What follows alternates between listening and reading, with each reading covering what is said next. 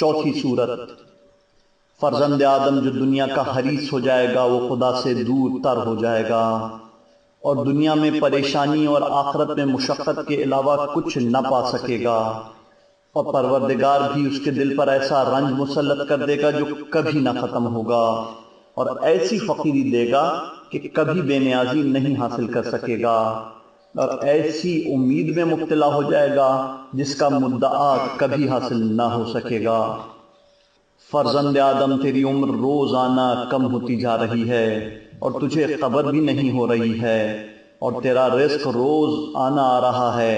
اور تو شکر خدا بھی نہیں ادا کر رہا، نہ تو قلیل پر قناعت کرتا ہے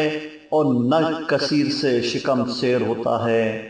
فرزند آدم جب کوئی نیا دن آتا ہے تو تیرے پاس میری طرف سے نیا رزق بھی آ جاتا ہے، مگر جب کوئی رات آتی ہے تو فرشتے تیری طرف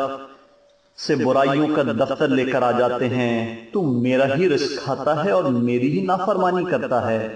مگر اس کے بعد بھی جب دعا کرتا ہے تو میں قبول کر لیتا ہوں۔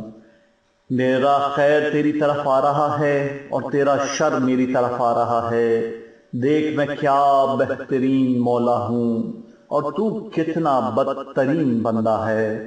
تو مجھ سے مانگتا ہے تو عطا کر دیتا ہوں اور پھر تیری برائیوں کو چھپاتا بھی رہتا ہوں۔ میں تیرے حالات سے شرماتا ہوں اور تو اپنے گناہوں سے نہیں شرماتا ہے، مجھے بھول جاتا ہے اور غیروں کو یاد رکھتا ہے، بندوں کے عطاب سے خوف زدہ رہتا ہے اور میرے غضب کی طرف اپنے کو بالکل مطمئن بنا لیا ہے۔